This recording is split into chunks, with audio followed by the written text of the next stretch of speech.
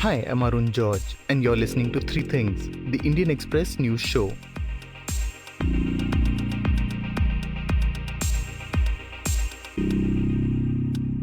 In today's episode, we're talking about why the Mumbai police is interrogating popular rapper Badshah and others in connection with what they say is a social media scam. We're also looking at the launch of a new scheme that is expected to bring greater transparency to India's taxation system. But first, we're going to be talking about a meeting that's going to take place between India and Nepal that could help improve the ties between the two nations.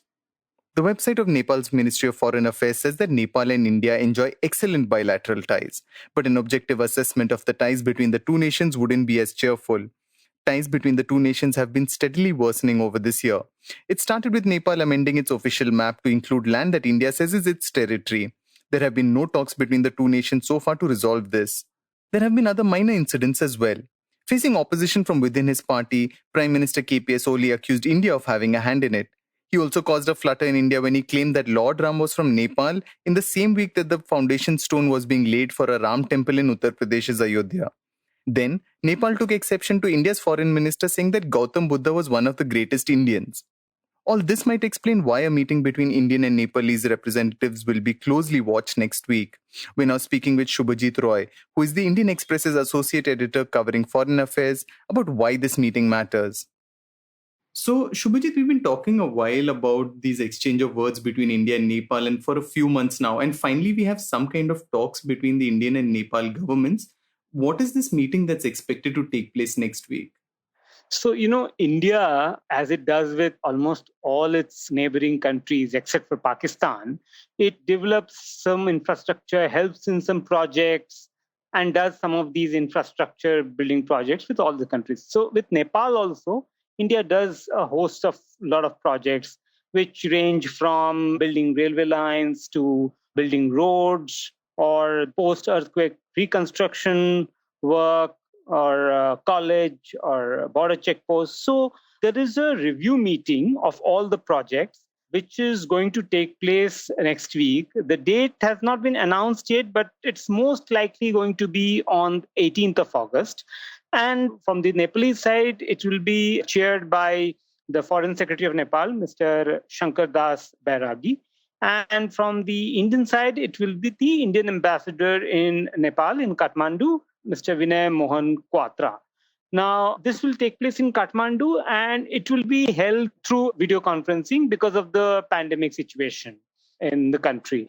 So this assumes significance since what happened was after the boundary dispute erupted since May this year, there have been no talks on the boundary dispute. And the Indian side had said that a dialogue can be held after the two governments have successfully dealt with this challenge of COVID-19 emergency. Now, Nepal has proposed, at least it claimed that it proposed that they should have a video conferencing call between the foreign secretaries. According to Nepal, India has dragged its feet and has not agreed to that. Whereas the Indian side maintains that they did agree to propose a video conference or a phone call between the foreign secretaries. So there is a sort of a gray area. So because there's been a deadlock and no dialogue on the border talks, this is the first opportunity where senior officials from both sides will be sitting across each other, of course, through video conference, to at least discuss the projects that Indian government is building or developing or renovating in Nepal. So it will be the first sort of face-to-face communication between the two sides since this controversy broke out. So, how much does this meeting then help in perhaps improving the ties between the two nations? See, the Indian side as well as the Nepalese side have told me that, not much should be read into this particular meeting. This is a routine meeting, and they've downplayed this particular meeting, saying that, it's a review meeting. We hold it almost every year. The last meeting was in July last year. This year, because of the pandemic, it's being held now. But, the fact that the officials from the two sides are going to have a conversation in the first place when the relationship has really deteriorated since May this year, it really reflects at least a sense of outreach to each other at least to have a conversation on a different topic. But that's how bridges are built and fence can be mended and diplomatic dialogue can be opened up. And you never know how conversations go, and then they can meander into the border conversation as well. However, both sides, the battle lines are drawn in the sense that the positions are pretty hard on both sides. So we'll have to see once the meeting happens and once we get to know about the readout, that will give us a sense whether the border issue is being discussed in this meeting or in a subsequent meeting as well or not. So, as you said, the border dispute took place some months back. We've also had exchanges of words between the two nations over the Nepal PM statement on Lord Ram and the Indian Foreign Minister's statement on Lord Buddha. So where do the ties between the two nations stand presently, given that sort of history of ties between them?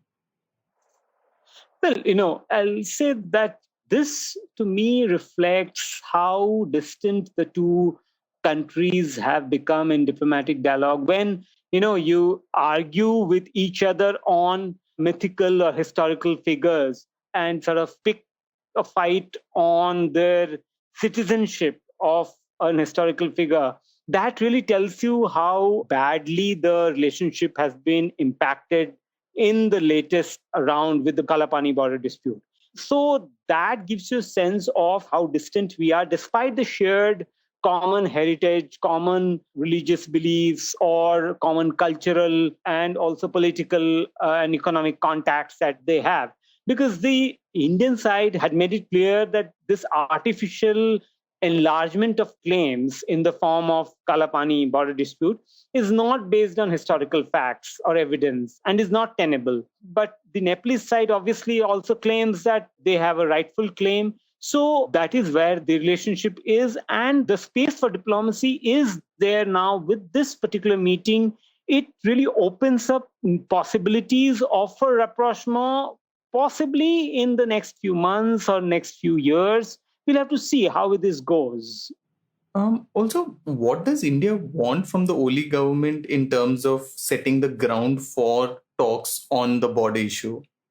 Well, India has made it clear that it is willing to hold talks with Nepal on the boundary dispute if the Oli government creates what they call a conducive atmosphere and positive situation. So these are the phrases that have been used by Indian government officials to us privately. But having said that, what has happened is, despite these feelers being sent out through public or through closed door meetings, there has been sort of no lowering of rhetoric from the Nepalese side. So from the Indian government point of view, as we reported that, this movement towards a creation of a conducive atmosphere or a positive situation has not happened so far. So the onus is on the Oli government as far as the Indian government goes on creating a positive atmosphere to have a dialogue on the border dispute. That's what India wants. Earlier when we'd spoken about the ties between India and Nepal, you'd spoken about the importance for India and even the challenge for them to find friends in Nepal to kind of deal with this border dispute.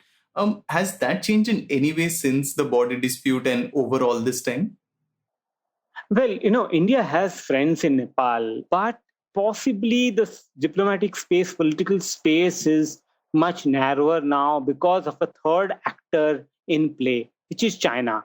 We know the Chinese have been deeply involved in the political scenario there, with the Chinese ambassador playing very active role in rapprochement within warring factions in the ruling party, in the ruling coalition. So there is a sort of sense that the India's friends in Nepal have less space and have been marginalized in the last few months. And this particular situation is going to remain for a while till talks actually bilaterally start happening.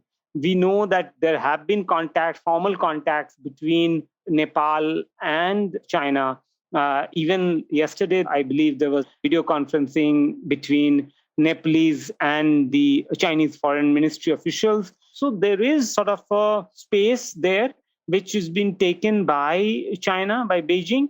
But because India's confidence lies from the fact that it has a rich and shared heritage with Nepal, and the political and economic links are too deep to be unsettled by the current political situation or the political turmoil that is ongoing and which is at play, festering this particular dispute further.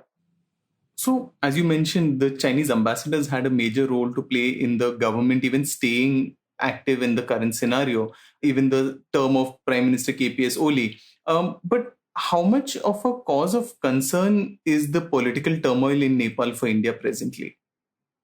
Well, the Chinese have got a leeway because the political turmoil is in play and because the political atmosphere is such that an anti India sentiment works in Nepal, and it has worked in Nepal also because India has been seen or projected as a bully.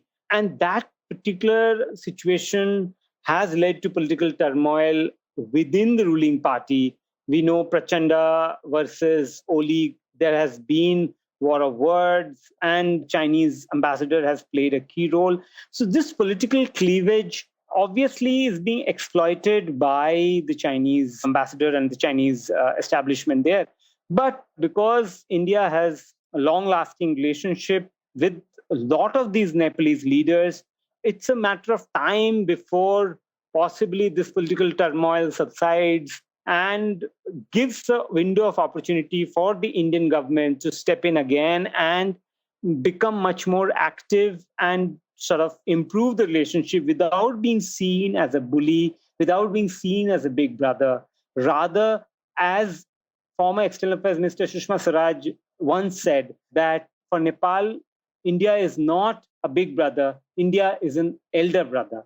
So that kind of a benign image and benign approach has to be projected by India to get Nepal back to India's corner. Before we get to the next segment, I just wanted your quick attention. One of the big reasons people say that they like this show is because it helps them understand the news better. It provides them with the context they need to see the bigger picture. And there's perhaps no other place that does this better than the Indian Express's Explained section. We on Three Things refer to the section regularly, and it helps us make this show. If you're a regular reader of the newspaper, you know how useful the Explained section can be, especially when you're looking for in-depth analysis by the right experts. You can log into indianexpress.com/explained and access their coverage 24/7. Explained by the Indian Express, where news that matters is explained by experts who know the subject. Now, back to the show. The issue of fake likes and clicks isn't something we've not heard of before. Politicians and influencers have been accused of getting fake followers, likes, and views for either money or greater influence on different social media platforms. And we've been hearing about it for years. That's why it was a bit unusual when the Mumbai police registered a case and began conducting a criminal investigation into the underbelly of social media. The latest to figure in the probe was the rapper who goes by the stage name Badshah. Many others have also been called in for questioning. Mohammed Thawer, who reports on crime for the Indian Express, has been tracking the case since the beginning and now joins us to talk about why this investigation began and where it's headed. Okay, to start with, Mohammed, how did this case even come to the limelight? So basically, it all started in the first week of July when this Bollywood playback singer Bhumi Trivedi, she approached the Mumbai police. Basically, what had happened is she found out that some people had approached other celebrities asking them, do you want fake followers, etc. And then they showed her account that, see, even Bhumi Trivedi, she's one of our clients. And that account was fake. She had never approached them. So she basically came to the Mumbai police more as a case of impersonation, wherein someone has created a fake account in her name. So when they started investigating, they found that there is this web portal called followerscart.com. Someone over there, Abhishek, there's this guy called Abhishek Daude. He was the one who had basically created a fake account in her name and was kind of using it to get others to also kind of take fake followers, take their services, etc. So at that point, the police realized that, okay, this could be a wider thing, and hence they formed an SIT to kind of look into all these cases where fake accounts and fake followers, these services where, people pay and then you give them, let's say, 10,000 views for a particular video or 10,000 likes for a particular video in exchange for money. So that's where this entire thing started. And then they arrested one more person who would provide these services. And then they kind of widened the investigation and started calling up companies that they knew were providing these services to find out who all they have worked for, etc. So, did this fake profile have as many or more likes than the actual singer itself? No, so in this case, the singer, in terms of Instagram, I'm not too sure, but because the fake account was taken off, so I wouldn't know whether it had more accounts or not. Because the first thing that when she approached the police, they kind of took down the account. But she was more concerned that her account is being used to show that she's bought fake followers, which was not the case. And then after that, even Koina Mitra approached the police saying a similar thing, that someone had created an account in her name on Instagram and was posing as if people wanted to place ads or something. So then her statement was later recorded by the police. So then why did the Mumbai police call in the rapper who's known as Badshah? Yeah, so basically what they are saying is that in the two arrests that they made, one of the guys, the first guy that they arrested, Abhishek Daude, he told them that, he's created some 5 lakh followers and he's provided services to 176 different profiles. Now, while the police has been saying that, Badshah's name cropped up during their investigation, they've been a bit hesitant to tell us exactly who took his name, whether it was Abhishek Daude who said that I have provided fake followers to this guy, is not yet clear, because the police are saying that it's a part of investigation and they don't want to reveal it. But what I've been told is that they were aware that Badshah has used services of fake followers. Especially, they knew that last year there was a music album called Pagal that he had released on YouTube, which had a lot of likes and a lot of views for one day. Like, it had around 75 million views for one day, which seemed a bit unusual. So they called him for questioning, and he did tell them that he had paid around 75 lakh to this company called Kyunki. So he basically wanted to create a world record for the most number of views that a video has in a 24-hour time period. So he did tell police that, and the police also did find paperwork to show that he had paid around 75 lakhs to Kyunki. But the thing is that what he told them in the invoice that they have found, it says that paid for advertising. And even when they called the Kyunki company ka COO for questioning, he said that he had paid us for advertising and we advertised for him. So now the police have asked them, okay, where are the ads? What ads have you all placed? Because the police believe that this is nothing but fake followers that show that, okay, the number of views that on his videos were more, and not an advertisement per se. So now Kyunki has to, in a way, show them how they spent that money on advertising and not on fake followers. Okay, so if you're an influencer or a politician, you probably know this, but for the non-social media influencers among us, could you explain why anyone would want to buy likes or views or followers? There are a couple of reasons you can do that. Like, when it comes to someone like a Badshah, or when it comes to someone like a top of the line celebrity, I think it is more out of popularity, wherein you show that, if you see YouTube, you will see that even music videos that appear on the site, the popularity is rated in terms of these many views so far. So the first point is that it is a popularity barometer wherein people kind of think, okay, this is a more successful thing. Secondly, when it comes to brand influencers, what also happens is companies pay them to kind of plug their product in their video. And that payment kind of happens depending upon how popular you are. So in that sense, if the more popular that you are, you can demand a higher price from these companies. So that is another reason why having a high number of followers, and then consequently in some cases buying these followers, kind of comes into the picture.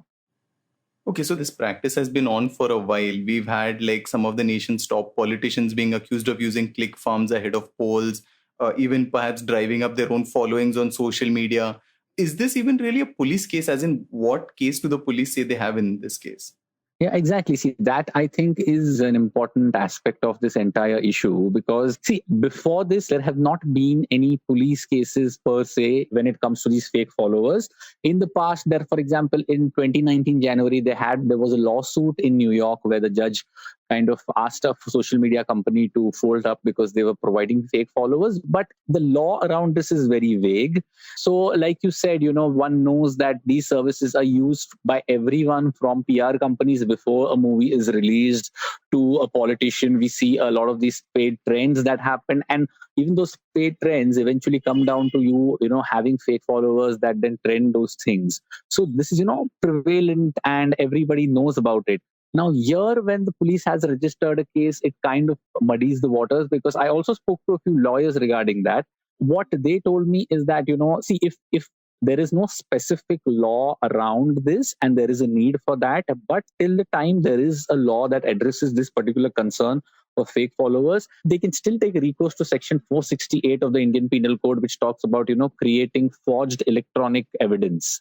So in that sense, while they do have a section in the law, there are a lot of questions that still remain, because this is a very widespread practice. And then how far will the police go, and how many people will they be willing to book in this, and whether they would go ahead even if these are politicians and people who head governments, etc. That is a big question mark. So we have asked the police about this, and they have said that right now we are going ahead based on the evidence we have collected so far. But it is a big question about how far will they go, and secondly, whether the case will stand in a court of law, because there is no precedent as such for this. And given that the social media platforms are a very critical part of this whole case itself, have they said anything on this? Given that, they've also, like platforms like Twitter and YouTube and others have always claimed that they're culling out all these fake profiles and fake followers. Have they commented on this case in any way? I had spoken to YouTube that said that, we have strict policies around this, and about, the number of people, about accounts that kind of like, or, the number of views, etc. But generally, the trend that one has seen on even on Instagram or on Twitter is that, like you said, there is a culling of fake accounts or bots that happen once in a few years. But generally, one would say that the action that they take is much less than desired. And generally, I mean, only after there is some issue, you will find that they cull social accounts, fake accounts once or twice in maybe 1 or 2 years. But generally, one hasn't seen a lot of action or any particular strategy to kind of ensure that this practice is not carried out. So that hasn't, unfortunately, been seen. So see, I mean, when it comes to these fake accounts and bots, in a way, there is a need to kind of also do something about this issue, because what it is also doing, if you see, is that, like, fake Twitter accounts and, all these accounts, it just doesn't stop at brand promotion, etc. It then also goes on to trend things, communal content. It then kind of also reaches the area of cyberbullying. So there is definitely a need in this day and age to ensure that, social media platforms do take more responsibility of this and ensure that they take more action, because, like I said, it just does not limit itself to film promotions relying on them or politicians using it. It is also used for things that could in fact create law and order problems. So that is a major area of concern that should be prioritized by these social media platforms. We have decreased complexity, decreased taxes, decreased litigation, increased transparency, increased tax compliance, increased trust on the taxpayer. Prime Minister Narendra Modi unveiled a new scheme to allow faceless tax scrutiny and appeal for taxpayers. He said the Income Tax Department would start faceless appeals from the 25th of September. He also urged people to pay their due taxes and contribute to nation building. Finance Minister Nirmala Sitharaman said that the new system would ease the burden of compliance for taxpayers and would ensure that they didn't have to have any physical interaction with the tax department. The chairman of the Central Board of Direct Taxes had told the Indian Express earlier this week that the faceless assessment would help in removing the discretion of individual tax officers. He said that this would bring in a time-bound process for resolving any mismatches in assessments. With the launch of the new scheme, all tax appeals will be conducted through this new scheme, barring cases related to search and seizure as well as those related to international tax charges. The launch of the new scheme was largely welcomed by industry and experts. You were listening to The Three Things by the Indian Express. Today's show was written and produced by me, Arun George, and as always, was edited and mixed by our producer, Joshua Thomas. Before we go, here's another reminder to check out Indian Express's Explained page. You can log on to indianexpress.com/explained and find in-depth analysis by the right experts. It has everything you need to know to understand the news better and see the bigger picture. If you like the show, then do subscribe to us wherever you get your podcasts. You can also recommend the show to someone you think will like it. Share it with a friend or someone in your family. It's the best way for people to get to know about us. You can also tweet us at Express Audio and write to us at podcast@indianexpress.com.